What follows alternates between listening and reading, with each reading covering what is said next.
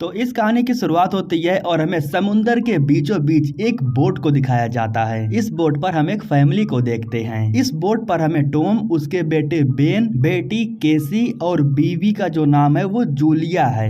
Julia बिना किसी को बताए समुंदर में तैरने के लिए चली जाती है। वो काफी समय से शांत समुंदर के ऊपर तैर रही थी। इधर जो टॉम था वो अपने बेटे बेन को मछलियां पकड़ना सिखा रहा था। अब इनकी जो बोट थी वो धीरे धीरे आगे बढ़ रही थी, लेकिन इसके बारे में जूलिया को नहीं पता था। हालांकि कुछ समय के बाद जब जूलिया बोट में जाने का फैसला करती है तब उसे पता चलता है कि बोट तो काफी दूर जा चुका है। वो केसी को बार बार आवाज लगा रही थी, लेकिन केसी ने अपने कान में हेडफोन पहन रखा था। वो तो किस्मत अच्छी थी कि टॉम उसकी चिल्लाने की आवाज को सुन लेता है। काफी समय तक तैरने की वजह से जूलिया थक चुकी थी। वो धीरे धीरे अब समुद्र में डूब रही थी। एक प्रकार से कहें तो उसकी जो तैरने की क्षमता थी वो खत्म हो रही थी। टॉम उसे बचाने के लिए बोट को लेकर के उसके पास जाता है और समुद्र में छलांग लगा देता है। इसके बाद जो टॉम था वो इस तरीके से जूलिया को वापस बचा करके बोट में लेकर के आता है। टॉम अपने परिवार से ये भी कहता है कि अगली बार अगर कोई भी तैरने के लिए जाए तो वो बता करके जाए। अब इसके बाद दोस्तों ये लोग बोट को लेकर के आगे बढ़ते हैं और धीरे धीरे रात हो जाती है और बस इन लोगों को रात का ही इंतजार था। बात ऐसी है कि ये पूरा परिवार बेन का जन्मदिन मनाने के लिए बीच समुद्र में आया हुआ था। रात के समय में परिवार वाले बहुत ही अच्छे से बेन का जन्मदिन मनाते हैं और उसे गिफ्ट भी देते हैं। ये जब लोग फोटो क्लिक कर रहे थे तो उसी समय केसी का जो बॉयफ्रेंड था वो उसके पास वीडियो कॉल फोन कर देता है, जिसके बाद केसी साइड में जा करके उससे बात करने लगती है। दरअसल उसका बॉयफ्रेंड केसी से पूछ रहा था कि वो कब तक आने वाली है। इस बीच केसी देखती है कि वहाँ का माहौल बहुत खराब था। जो बादल थे वो गरज रहे थे। नेटवर्क की वजह से अचानक कॉल कट हो जाती है। खैर इसके बाद जब ये लोग बाहर आते हैं तब इन लोगों को ढेर सारी व्हेल दिखाई देती है। एक व्हेल इनके बोट से टकरा जाती है, जिसकी वजह से इन्हें झटका महसूस होता है, लेकिन व्हेल के टकराने की वजह से इनकी जो बोट थी वो आगे नहीं बढ़ रही थी। दरअसल बात ऐसी है कि इंजन में कोई समस्या आ गया था। वो तो जब टॉम जाकर के चेक करता है तब उसे पता चलता है और वो उसे ठीक करके वापस आता है। इस दौरान वो थोड़ा जख्मी भी हो गया था, इसलिए जूलिया उसके जख्मों पर मलहम पट्टी भी करती है। इसके बाद जब ये लोग सोने के लिए जाते हैं तभी इन लोगों को आसमान में बहुत अजीब आवाज सुनाई देती है। जब ये लोग बाहर जाकर के आसमान की तरफ देखते हैं तब इन्हें मालूम चलता है कि ऊपर से उल्का पिंड के जैसा कुछ था जो पानी में गिर रहा था। इस तरीके से लगभग एक के बाद एक कई सारे उल्का पिंड समुद्र में आकर के गिरते हैं। एक उल्का पिंड इनके बोट के बहुत करीब आकर के गिरता है और जब टॉम उसे ध्यान से देखता है तब उसे मालूम चलता है कि ये उल्का पिंड नहीं बल्कि सैटेलाइट है। इसी बीच काफी तेज तूफान आ जाता है, इसलिए बोट के अंदर जाकर के ये लोग सारे खिड़की दरवाजे को बंद कर लेते हैं। कुछ दुर्घटना होता उससे पहले ही टॉम सारे स्विमिंग सूट को बाहर निकाल करके अपने बच्चे और बीवी को पहना देता है। तूफान इतना तेज था कि सारा सामान अपने आप ही इधर उधर भाग रहा था। अब आगे क्या हुआ रात के समय में ये तो हमें नहीं पता, क्योंकि सीन कट होता है और हमें सुबह का सीन दिखाया जाता है, जहां हम देखते हैं कि पानी के डर की वजह से सभी लोग स्विमिंग सूट को पहन करके बोट के अंदर ही सो गए थे। लेकिन अगले दिन सुबह में इन्हें मालूम चलता है कि जिस पानी से ये लोग डर रहे थे वो पूरा पानी कहीं गायब हो चुका है। समुद्र का पूरा पानी बिल्कुल खाली हो चुका था। कहाँ गया कुछ भी नहीं पता था। टॉम को अभी इस बात का अंदाजा भी नहीं था कि वो किस तरफ है, कौन सी दिशा में है और उसे कौन सी दिशा में जाना है। हालांकि वो कंपास का इस्तेमाल तो करता है, लेकिन फिर भी उसे नहीं मालूम चलता है कि उसे किस दिशा में जाना है। एक प्रकार से होता नहीं है कि कभी कभी जो धरती होती है वो शिफ्ट हो जाती है।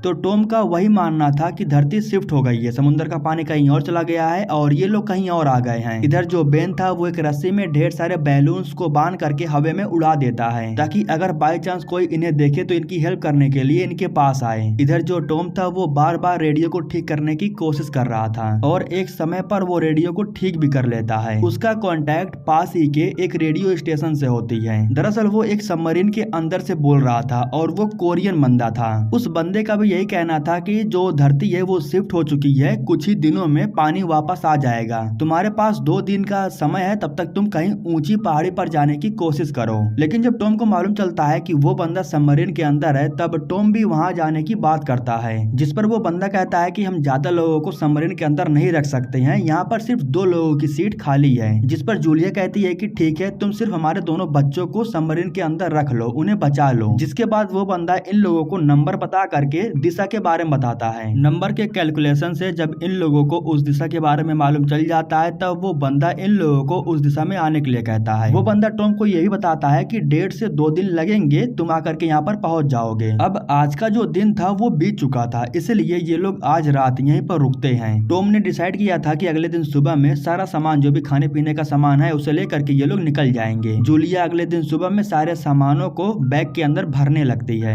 इस बीच जो टॉम था वो बाहर आ गया था और वो बाहर के साइड में एक इंसान को देखता है और उसके साथ में एक कुत्ता भी था। इस अनजान इंसान को देख करके टॉम काफी खुश हो जाता है। दरअसल टॉम ये सोच रहा था कि चलो कोई तो है जो इस सुनसान जगह पर उसे मिला। टॉम पानी की बोतल लेता है और उस अनजान इंसान की तरफ जाने लगता है। टॉम उस इंसान से कहता है कि मैं अपने पूरे परिवार के साथ यहाँ पर फंस चुका हूँ। इतना कहने के बाद टॉम पानी की बोतल उस इंसान को दे देता है। इस आदमी ने अपने हाथों में एक नुकीला हथियार ले रखा था। पहले तो वो उसे नीचे रखता है और इसके बाद पानी पीना शुरू करता है। इस बीच हम जूलिया को भी देखते हैं, वो भी बहुत खुश थी और इनकी तरफ ही आ रही थी। पानी पीने के बाद वो आदमी टॉम के ऊपर हमला करता है, जिसकी वजह से टॉम नीचे गिर जाता है और इसके बाद वो आदमी अपने हथियार से बड़ी बेरहमी से टॉम को जान से मार देता है। जूलिया सामने खड़े होकर के सब कुछ देख रही थी, लेकिन वो कुछ कर नहीं सकती थी।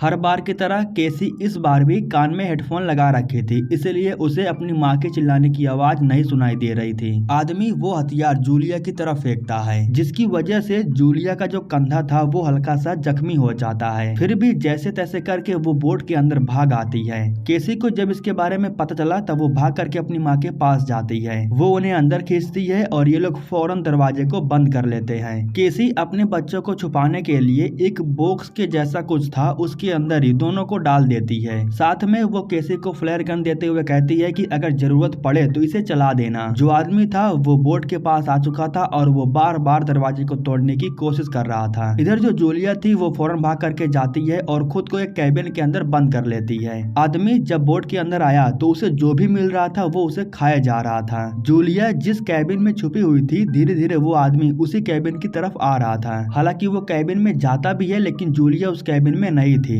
क्योंकि कैबिन में एक छोटा सा होल हो गया था, जिसकी मदद से जूलिया बाहर आ गई थी। अब जूलिया जैसे ही आगे बढ़ने की कोशिश करती है, तभी उस आदमी का जो कुत्ता था वो जूलिया के सामने आ जाता है और उसके ऊपर हमला कर देता है। लेकिन जूलिया के पास चाकू था, उसी से वो कुत्ते को मार देती है। आदमी को पता चल चुका था कि उसके कुत्ते को मार दिया गया है। जूलिया दूसरी तरफ से बोट पर लटक करके उसके ऊपर आ जाती है और अंदर चली जाती है। अब जूलिया बोट के अंदर तो आ जाती है, लेकिन तभी वो आदमी उसके पास आकर के उसके ऊपर हमला कर देता है। वो जूलिया को बहुत ही बुरी तरीके से टॉर्चर कर रहा था। उसके दोनों बच्चे देख रहे हैं कि उसकी माँ को बहुत ही बुरी तरीके से मारा जा रहा है, लेकिन फिर भी वे लोग कोई एक्शन नहीं ले रहे हैं। आदमी जूलिया के गले को दबा करके उसे जान से बस मारने ही वाला था। उसी समय केसी गन लेकर के बाहर निकलती है और उस आदमी को शूट कर देती है। वो फ्लेयर गन थी, इसीलिए पल भर में यहाँ आग लग जाती है और आग चारों तरफ फैलने लगती है। आदमी अभी भी बिल्कुल ठीक ठाक था, बस वो थोड़ा सा जख्मी हो करके नीचे गिर गया था। जूलिया ने जो भी सामान पैक किया था उसे वो फौरन फटाफट बाहर निकालने लगती है। इधर जो बेन था वो अपने डैड के बॉडी के पास आ करके बस रोए जा रहा था। तभी जूलिया देखती है कि वो जो आदमी था वो बोट से बाहर निकल चुका है और इनकी तरफ ही आ रहा है। इसीलिए जूलिया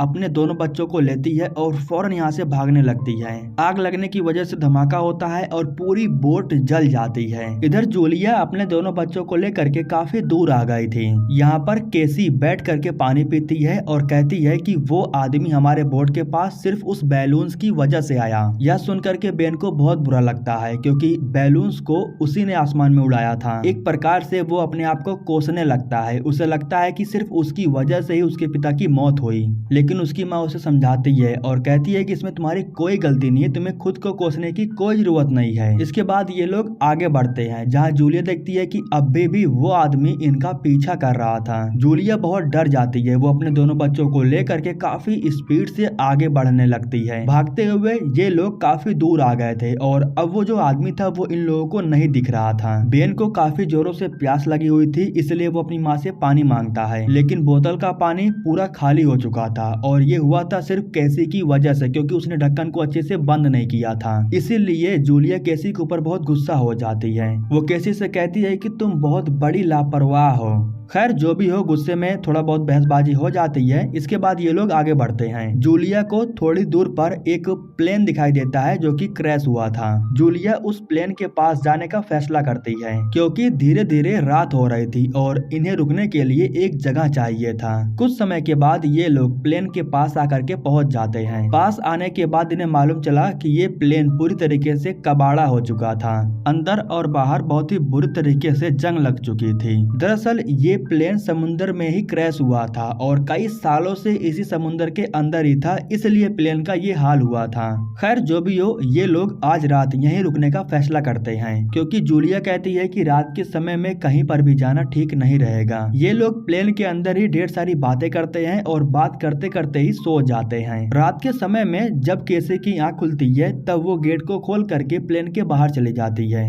दरअसल उसे वॉशरूम करना था। जब वो वॉशरूम कर रही थी तभी हम देखते हैं कि वो आदमी आ चुका है, लेकिन वो केसी को कुछ कर पाता उससे पहले ही जूलिया पीछे से चाकू लेकर के आ जाती है और उसके ऊपर हमला कर देती है। अपनी भड़ास मिटाने के लिए वो चाकू से उस आदमी के ऊपर कई बार वार करती है, जिसकी वजह से उस आदमी की बहुत ही बुरी तरीके से मौत हो जाती है। अगले दिन सुबह में बाहर निकलने के बाद इन्हें मालूम चलता है कि उस इंसान की लाश को किसी ने बहुत ही बुरी तरीके से नोचा है। अब वो कुछ भी हो सकता है, उस जानवर के बारे में इन्हें नहीं पता था। ये लोग कड़कड़ाती धूप में आगे बढ़ते हैं। काफी लंबे समय तक पैदल चलने की वजह से अब इनकी हालत खराब हो रही थी। बेन को जोरों से प्यास लगी हुई थी, इसलिए वो समुद्र का पानी ही पीने लगता है, लेकिन जूलिया आकर के उसे रोक लेती है और कहती है कि इस पानी से तुम बीमार हो सकते हो। इसके बाद ये तीनों कड़कड़ाती धूप में आगे बढ़ते हैं, लेकिन अब बेन की हालत खराब होने लगी थी। उसका शरीर डिहाइड्रेट होने की वजह से अब उसके अंदर चलने की क्षमता नहीं थी।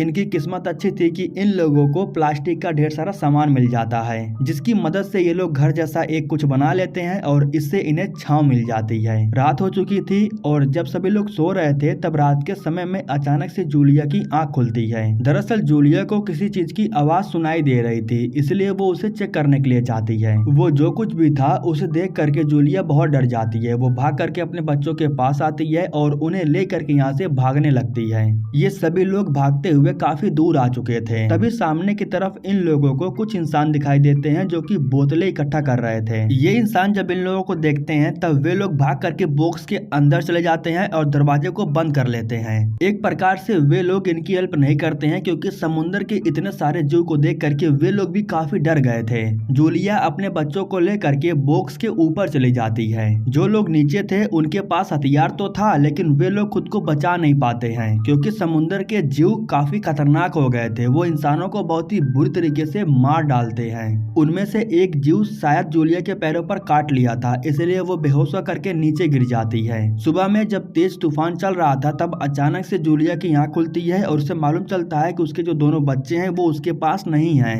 वो उठती है और अपने बच्चों को पुकारने लगती है, लेकिन उसके बच्चे कोई भी जवाब नहीं दे रहे थे। तूफान काफी तेजी से चल रहा था। जूलिया जा करके आसपास के हथियार को उठा लेती है। उसी समय हम देखते हैं कि केसी और बेन भी भाग करके उसके पास आते हैं। दरअसल वो दोनों मदद मांगने के लिए थोड़ा आगे चले गए थे। कुछ समय के बाद जब तूफान शांत हो जाता है तब ये लोग अंदर से जा करके सारे हथियार को अपने बैग में भर लेते हैं। यहाँ जो बॉक्सेस थे ना, उसमें ढेर सारे पानी की बोतलें थी। उन्हीं पानी को पी करके ये लोग अपनी प्यास बुझाते हैं। किस्मत से जूलिया को अंदर के साइड में एक वॉकी टॉकी मिल जाता है, जिसको वो चालू करती है और उससे किसी को कांटेक्ट करने की कोशिश करती है। वॉकी टॉकी के जरिए उसका कांटेक्ट वही कोरियन वाले बंदे से होता है जो कि इन लोगों से बस कुछ ही दूरी पर था। वो इन लोगों को बताता है कि हम पर भी हमला हुआ था, जिसकी वजह से मेरा दोस्त मारा जा चुका है और मैं बहुत जख्मी हालत में हूँ। इतना कहने के बाद वो आदमी आसमान में फ्लेयर गन चलाता है और इन लोगों को आसमान में देखने के लिए कहता है। जब ये लोग आसमान में फ्लेयर गन को देखते हैं तब इन्हें मालूम चल जाता है कि इन लोगों को किस तरफ जाना है।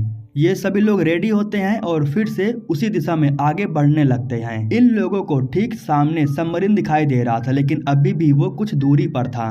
वहां तक जाने के लिए इन लोगों को बड़े बड़े पत्थरों को पार करना था। अब जब ये लोग गुफा से होकर के गुजरने की कोशिश कर रहे थे तब अचानक से ऊपर से जो पत्थर था वो टूट करके नीचे गिरने लगता है। उन पत्थरों की वजह से रास्ता बंद होने वाला था, इसलिए जूलिया अपने दोनों बच्चों को धक्का दे करके आगे भेज देती है और जब पत्थर गिरा तब सच में रास्ता बंद हो जाता जाता है, लेकिन अब जो जूलिया थी वो अपने बच्चों से अलग हो चुकी थी और दिक्कत की बात ये थी कि वो अपने बच्चों के पास जा नहीं सकती थी क्योंकि बड़े बड़े पत्थर थे और इन्हें तोड़ना तो बहुत मुश्किल ही था। जूलिया अपने दोनों बच्चों से कहती है कि तुम लोग सबमरीन के पास जाओ, मैं तुम लोगों को बाद में ढूंढ लूंगी। अब बच्चे अपनी माँ को छोड़ करके जाना तो नहीं चाहते थे, लेकिन जूलिया बहुत जिद करने लगती है और इन लोगों को डांटने भी लगती है। इसीलिए केसी फौरन बेन को अपने साथ में लेती है और यहाँ से बाहर निकल करके सबमरीन की तरफ भागने लगती है। जब ये लोग सबमरीन के पास पहुंचे तब इन्हें मालूम चला कि वो कोरियन बंदा भी बहुत ही बुरी तरीके से जख्मी हालत में था।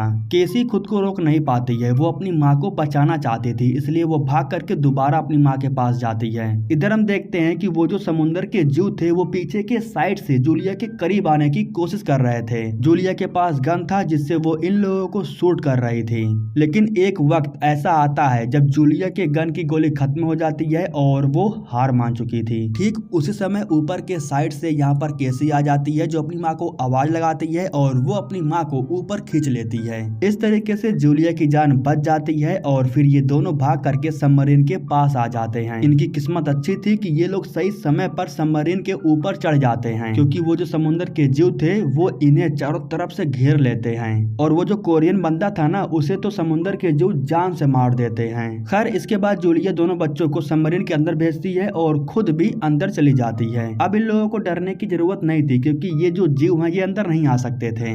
ठीक उस समय ये लोग देखते हैं कि समुद्र का सारा पानी फिर से वापस आने लगा है। सभी लोग फौरन जाकर के सीट पे बैठ जाते हैं और सीट बेल्ट पहन लेते हैं। अब कुछ समय के बाद समुद्र का पानी जब इनके करीब आया तब सबमरीन में काफी झटका महसूस होता है। बिल्कुल ऐसा महसूस हो रहा था कि जैसे कि सबमरीन को कोई उठा करके फेंक रहा हो। खैर अब काफी समय के धक्का मुक्की के बाद माहौल बिल्कुल शांत हो जाता है। कुछ समय के बाद जब इनकी आंख खुली तब ये लोग सबमरीन से बाहर आते हैं और देखते हैं कि समुद्र का सारा पानी फिर से वापस आ चुका है और सबमरीन की मदद से ये लोग भी समुद्र के किनारे आ चुके हैं। और इस तरीके से दोस्तों ये फैमिली सरवाइव करके फिर से एक नई जिंदगी पा जाती है।